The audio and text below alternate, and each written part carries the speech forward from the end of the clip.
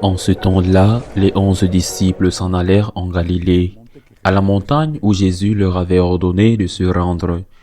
Quand ils le virent, ils se prosternèrent. Mais certains eurent des doutes. Jésus s'approcha d'eux et leur adressa ces paroles. Tout pouvoir m'a été donné au ciel et sur la terre. Allez de toutes les nations, faites des disciples. Baptisez-les au nom du Père et du Fils et du Saint-Esprit. Apprenez-leur à observer tout ce que je vous ai commandé. Et moi, je suis avec vous tous les jours jusqu'à la fin du monde. Acclamons la parole de Dieu. L'Église célèbre aujourd'hui la solennité de la Sainte Trinité, l'une des grandes fêtes qui coïncide avec la fin du temps pascal et l'entrée dans ce que l'on appelle le temps ordinaire. Ascension, Pentecôte, Trinité et fête Dieu. De quoi nous souvenons-nous à propos de la Trinité? D'abord, le dogme, ensuite les conséquences spirituelles. Que retenons-nous de la Trinité? Que notre foi est en un seul Dieu avec trois personnes distinctes, le Père, le Fils et le Saint-Esprit. Lorsque Saint Patrick a dû aller évangéliser l'Irlande, lui qui avait passé plusieurs années de sa jeunesse en Irlande en tant qu'esclave d'un druide, avait été enlevé de la maison de ses parents en Angleterre. Lorsqu'il est allé évangéliser l'Irlande, il a utilisé un objet qui est devenu le symbole de cette île, un trèfle à 3 feuilles. Et en brandissant le trèfle, il a expliqué à ses premiers Irlandais, le trèfle est une feuille, mais il a 3 feuilles.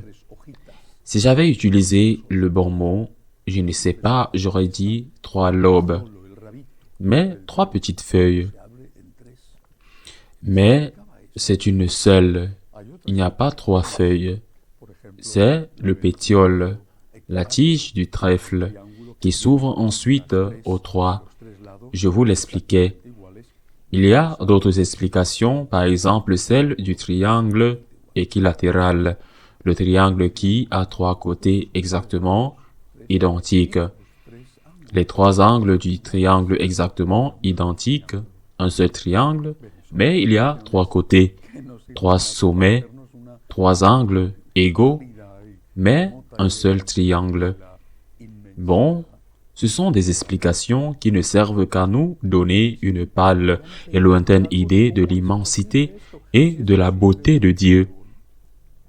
Mais elles servent à ce que nous puissions comprendre quelque chose, comment c'est possible. Si c'est possible dans un trèfle, si c'est possible dans un triangle, est-ce que ce ne sera pas possible dans le Dieu infini? Un seul Dieu, pas 3 dieux, un seul Dieu, 3 personnes distinctes. Mais on peut penser que ces 3 personnes, même si elles participent à la nature divine, ne sont pas égales en dignité, qu'il y a un super Dieu, un Dieu intermédiaire, Jésus-Christ, et un Dieu inférieur, l'Esprit Saint. L'Église en a débattu et il y a eu des hérésies et elle a affronté des hérésies et elle a débattu dans les premiers siècles, les premiers conciles, le concile de Nicée, le concile d'Éphèse, le concile de Constantinople, le concile de Chalcédoine, a affirmé très clairement, en tirant cet enseignement des Écritures et de la tradition jusqu'à cette époque. Et nous parlons des 4e, 5e et 6e siècles, que les 3 personnes divines sont égales en dignité, qu'il n'y a pas de Dieu supérieur et de Dieu inférieur, qu'il n'y a pas de Dieu qui crée un autre Dieu. Et c'est pourquoi nous disons dans le credo, en parlant de Jésus-Christ, engendré non pas créé, de la même nature que le Père. Et nous disons du Saint-Esprit qu'il partage avec le Père et le Fils la même nature et la même dignité. Telle est notre foi, telle est la foi en la Sainte Trinité. Nous croyons en un seul Dieu, nous croyons en trois personnes distinctes qui partagent l'unique nature divine et qui sont de même dignité. Et maintenant, l'enseignement spirituel, qui est très important. Que signifie la Trinité en premier lieu? L'unité est très importante.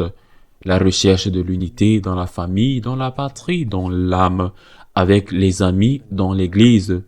La recherche de l'unité est la première imitation que nous devons faire de Dieu. Parce que Dieu est un.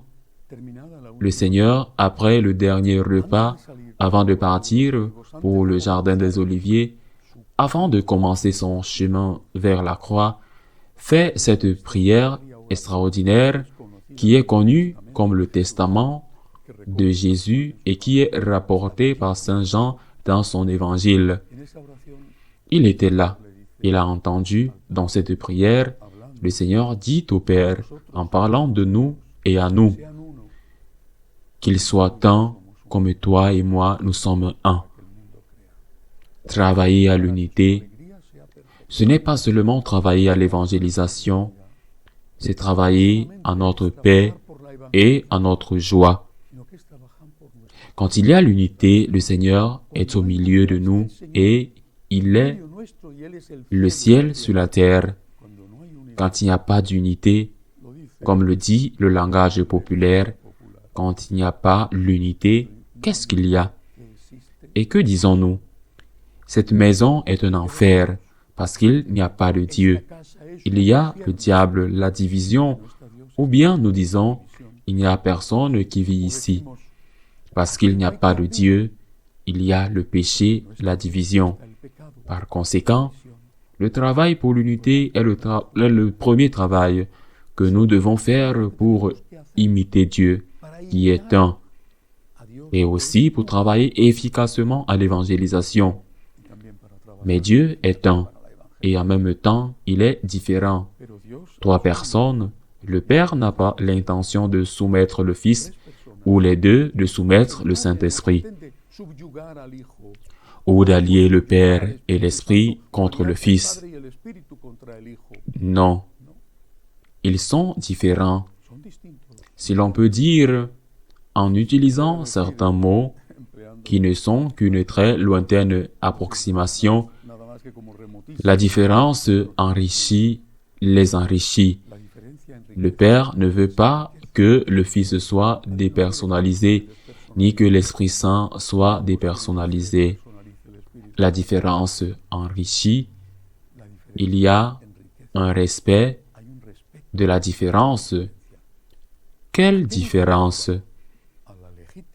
La différence légitime, et c'est aussi une leçon pour notre vie quotidienne.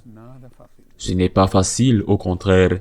Je pense que c'est assez difficile, et c'est assez difficile de savoir jusqu'où il faut aller dans le respect de la différence.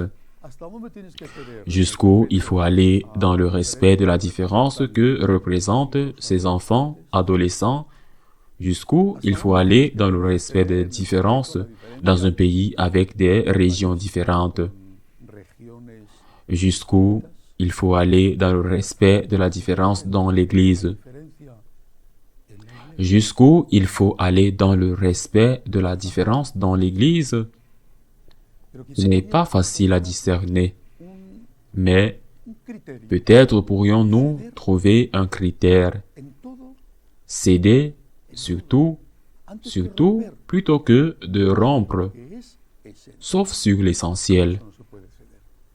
On ne peut pas céder là-dessus, surtout ce qui est accidentel. On cède pour ne pas rompre, mais on ne peut pas céder sur l'essentiel, parce que si on cède sur l'essentiel, on a rompu l'unité. L'équilibre entre l'unité et le respect des différences légitimes, cet équilibre-là, cet équilibre de Dieu, Et c'est ce que nous devons rechercher et ce que nous devons demander à l'Esprit Saint de nous aider à comprendre, à discerner, à respecter les différences, mais pas au point de briser l'unité. Je peux accepter que certains célèbrent la messe avec un autre rite, tant qu'il s'agit d'un rite approuvé. Je peux accepter qu'il y ait des choses dans la pastorale qui soient différentes en Afrique, aux États-Unis, en Espagne ou en Allemagne, mais pas au point de rompre l'unité et qu'en un lieu, ce qui est bon soit péché et qu'en un lieu, ce qui est fait soit interdit.